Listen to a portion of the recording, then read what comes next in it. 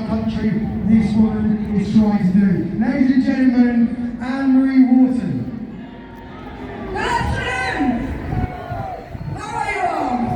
Wow, thank you. Thank you, Richard, for that. Look, like Tommy, I have been at the heart of this issue for a very long time.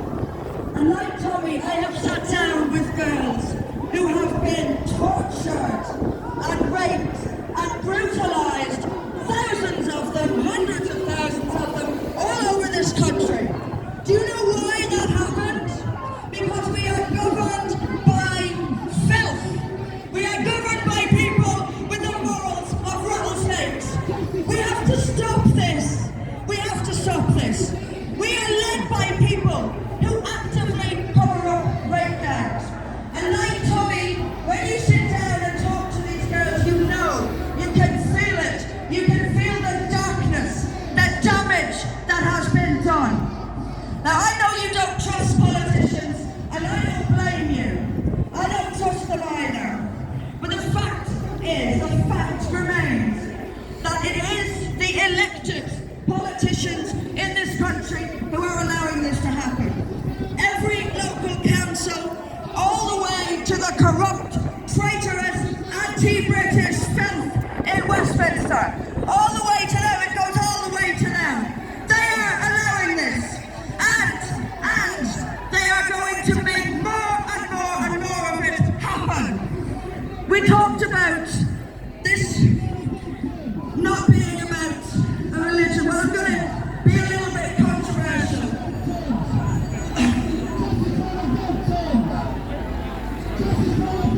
This is about a religion. It is about the religious teachings, and it's not an Asian problem. This is not about Asians. This is about Muslim grooming gangs, raping girls, our girls, who they think are trash. They think we're trash. And your government is allowing more and more and more and more people in every single day who will do the same things. They're making it happen for generations to come. Now I'm asking you to do me a favour.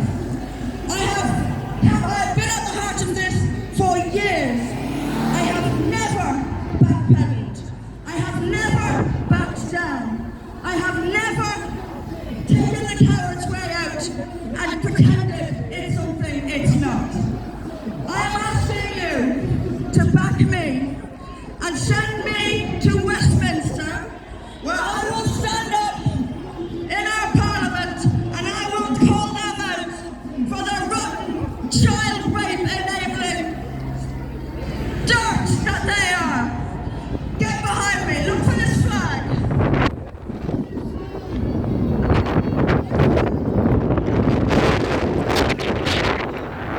We have never backed down. We have never been politically correct about this. And I'll tell you something. If you get behind me and send me to Westminster, you will have a voice in our Parliament. I will promise you, I will speak for you, I will speak for every girl tortured and tormented in this country. You have a voice, but you must get behind me. You must back me. Join this party today. There are cards, there are people around handing out cards, 25% discount to join our party today. We need you. But I'm finished by saying this. You have my solemn promise. I will never betray you. I will never let you down. I am going to Westminster if it takes, I don't care how hard I have to fight. I'm going to Westminster and I will hold them to account on your behalf. Thank you very much. And thank you, Tommy Robinson. Give it up for Anne-Marie Wharton. What a powerful woman. Powerful. That's what we need in this country. Powerful women. The next speaker is someone that I've not known for too long, but embraced him with every bit of my body. This is a guy that's got a very bright future because he says it how it is. Black and white unite. Black and white unite. Black and white unite. Danny Roscoe! Hello. Apparently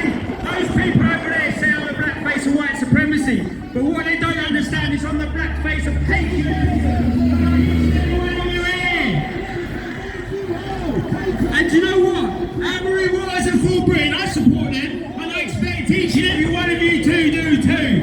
But the mainstream media are over here and they're watching this now, so I will show you, get your phones out, I will show you one picture they won't do. Can you all come over here, Danny, Tomo, Anne-Marie and Tommy? This here represents Black and White Unite. This here represents the future of Britain, and this here is how we're going to change. So come on, let's forget the Muslim rape gangs and say, yo, we will stand up. They won't stand up for the people, so we will. Thank you. Ladies and gentlemen, Danny Roscoe! Okay, we're very close to starting a documentary. Ladies and gentlemen, the man of the moment, Tommy Robinson. The purpose, for me, the purpose in these films is so these men have to look over their shoulders, yeah? For the rest of their fucking lives. Bugsy, Charlie Khan, you're about to be the most famous rapist in the UK, mate. Do you know what? I've spent 12 months, 18 months, talking to families, talking to girls who are broken, who are destroyed, yeah? Suicidal, emotionally fucking destroyed. Why these men drive around this town in their Porsches, selling their fucking drugs, yeah? With free reign. They don't even have to look over their shoulders. What's happened to us? What's happened to our men? How can the daughter of one of us be raped, prostituted and pimped while they profit and they still live in Telford? They still live in Telford. They don't just live in Telford. They have corruption to the highest level. This is, if the police are not going to prosecute them, we are going to fucking embarrass them. Just so everyone knows, yeah? We've had 200 names of men who have raped children. But we're not going to name the 200. Any man you see named by me has been named by 3 different girls who don't know each other. So, I can't understand how the police, you're going to watch on this film, the purpose of this film, there's an independent inquiry in Telford. That independent inquiry is not about getting justice. It's not about criminal prosecutions. It's about raising awareness. We don't want to raise awareness. We want the men fucking prosecuted. They have raped. And to the police, you're going to see on this film, I have a catalogue of evidence against these men. Every girl I've met, I ask them at the end, would you be a willing participant in court? Yes. Every single one of them want justice. Nicole said today this is about closure. There's going to be no closure until these men are in prison. But right now, Bugsy, Charlie Khan, I know you're watching.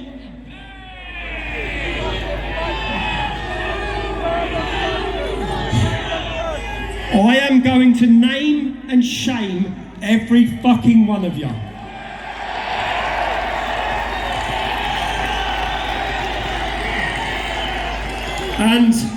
And there's no amount of firebombing that's going to stop us. So Telford Police, what you're going to see on this documentary, in this film, is a total failure. Still right now, a total failure. From not protecting victims. Do you know what they've done? When the victims go to the police, I mean, we've got secret recordings. You're going to see series 1, yeah? We've got multiple series already, right? What you're going to hear is going to devastate you. Because you're going to hear victims of sexual exploitation, victims of rape, begging the police for help, begging them for safety. Do you know what the police did? Do you know what they done? They purposely, we've got recordings, they purposely left them in harm's way. Do you know why? Because when their houses get attacked, And when they're targeted, what do? They withdraw their statements. So then the police get exactly what they wanted. No prosecutions and no cases. And I said, when we originally started this, I started it making a 1 hour documentary on Telford.